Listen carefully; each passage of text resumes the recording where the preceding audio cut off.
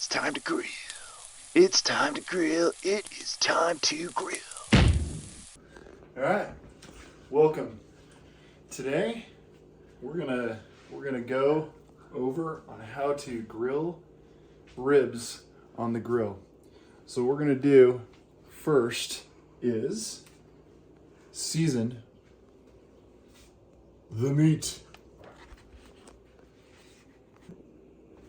Okay, so I got, you can use any kind of seasoning. The kind that I'm using is Kinder's Rub and Seasoning. Hickory brown sugar. So check this out. You want to do a healthy amount of this awesome stuff. Make it look good, okay? Then, this is the best part. You use your fingers. I use, plastic gloves. You really want to get the seasoning rubbed into your ribs. You want it to be good yumminess. You want it seasoned so well that every inch and piece of this meat is seasoned to perfection. Now, you want to try to get all four sides, so that's what I'm going to try to do. So I did one side. I'm going to try to do the other. See if we can keep it all kind of together here.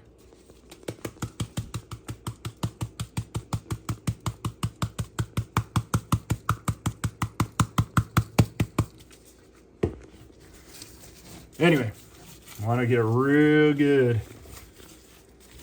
You want to be super seasoned. All right, very important to keep it moist and make sure that your ribs don't dry up too much while you're grilling. I've made a vinegar apple-based seasoning, and I can actually probably figure out what the ingredients were. But anyway, it just has some spices to keep it moist and give it a little bit of extra flavoring. What you want to do is make sure that you rub this stuff on before you grill, and then during, and then afterwards. And what that does is it really gives it an extra kick. And once you make a vinegar rub like this stuff can last up to a couple months in the fridge if you keep it refrigerated and nicely refrigerated. It'll last a long time, so you can make more ribs. And that is good.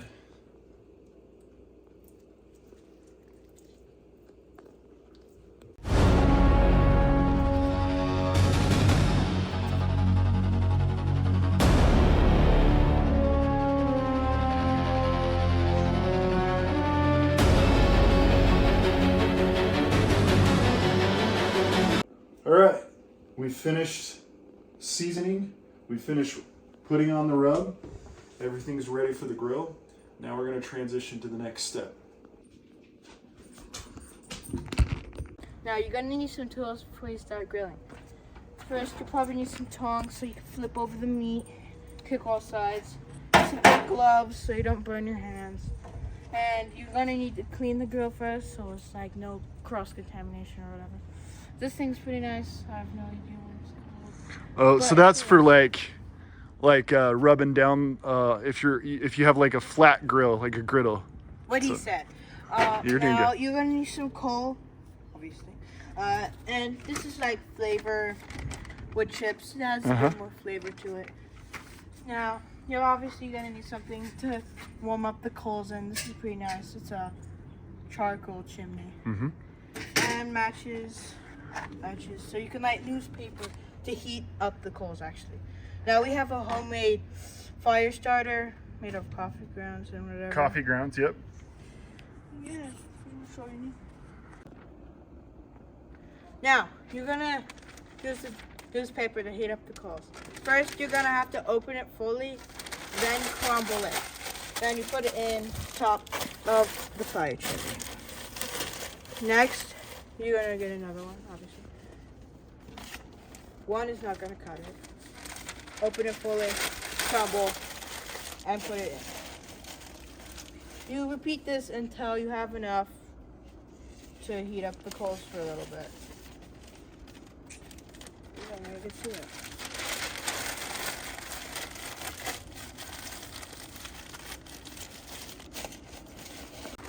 Next, you're gonna pour the coals in.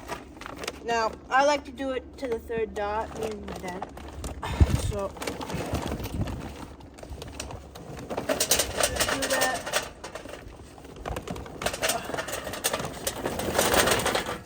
Enough. I'll arrange these a bit even. And then, you're gonna use your matches to light the newspaper, or if you have a fire starter, you'll light that first and put it on. So, can you do that real quick?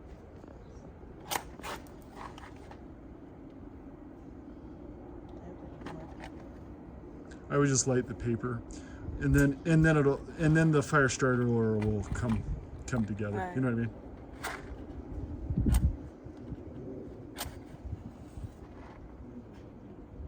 My goodness. Look. Wind is always a factor. My goodness. Got plenty of matches to spare. Okay, get closer.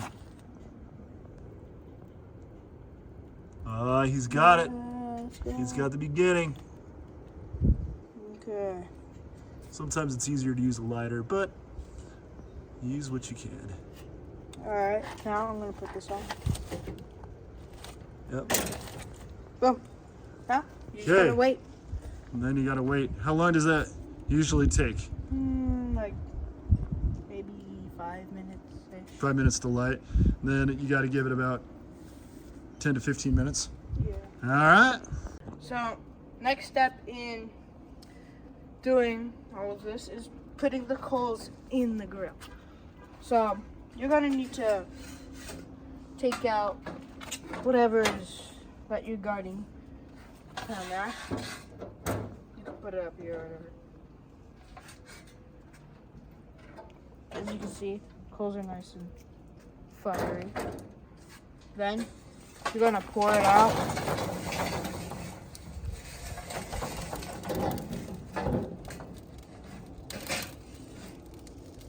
Perfect. Okay, it's so hot. Wait, what's the next step? Remember? Okay. So the next step James is going to show you is you don't want to like directly cook the ribs on. You don't want to grill them. You want to smoke them, and so you got to separate the coals. Okay. Okay. Alright, 3, 2, 1. Then you're gonna need to separate the coals if you're doing it already. Nice even piles. This is so you can smoke it a little bit. Get it tasting good.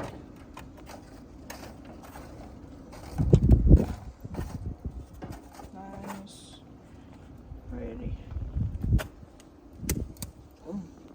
Okay. Alrighty, now we're gonna add some of these flavor wood chips to each side.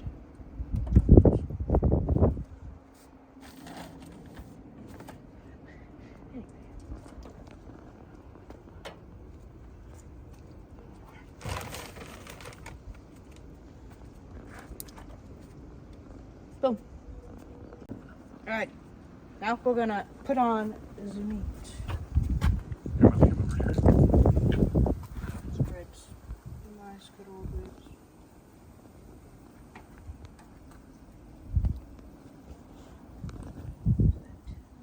Okay. Smells good. Oh. So James, put them in the middle on the non-grilled, like where there's no heat, and you're gonna have to stack them. Okay.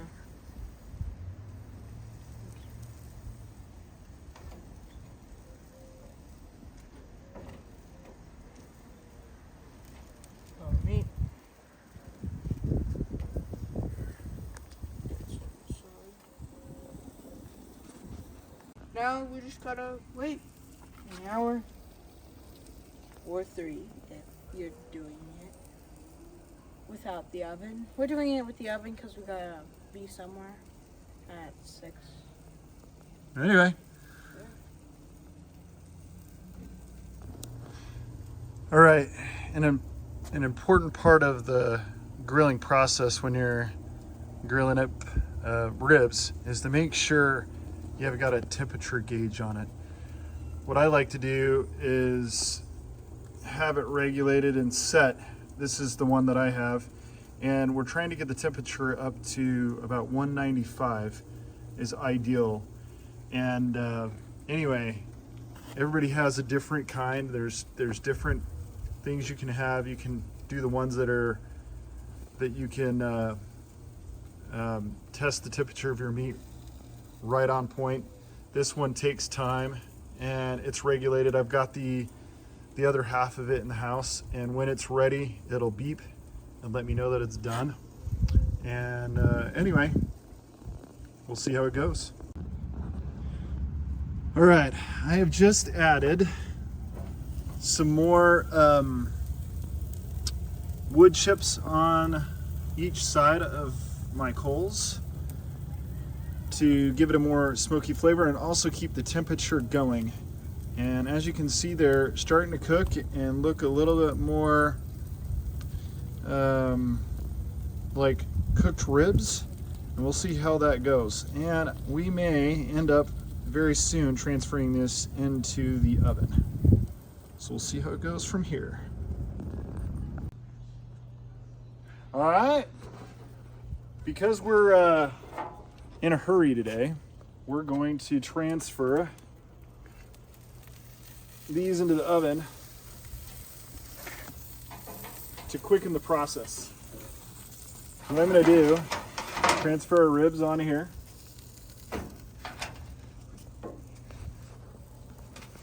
Oh man, they look good, guys.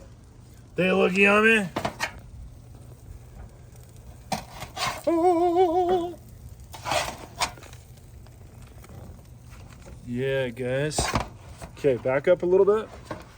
And come in for the long view, cause coming in for ribs number. Might have to like.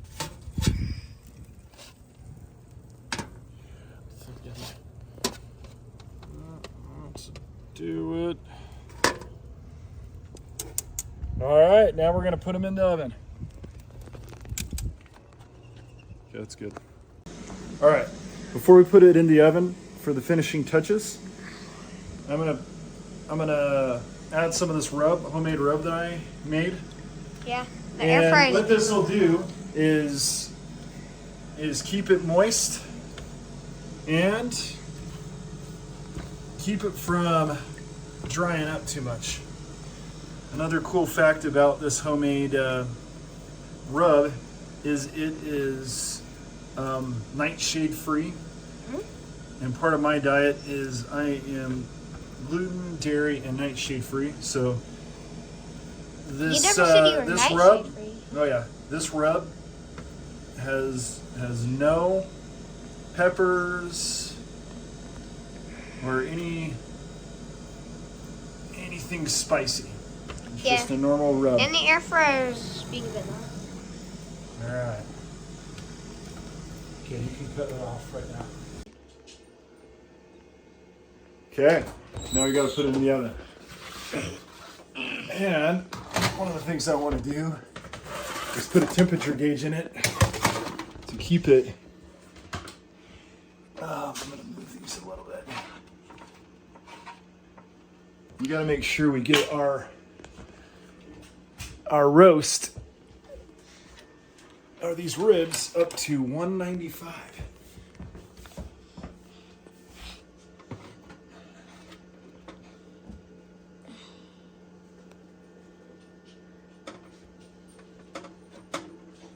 Okay. I'm gonna throw that baby in there and then let it go to town. Good? Yep. This is what the ending result should look like. Yum. James, do you have anything to say? What the heck is that even, man? All right.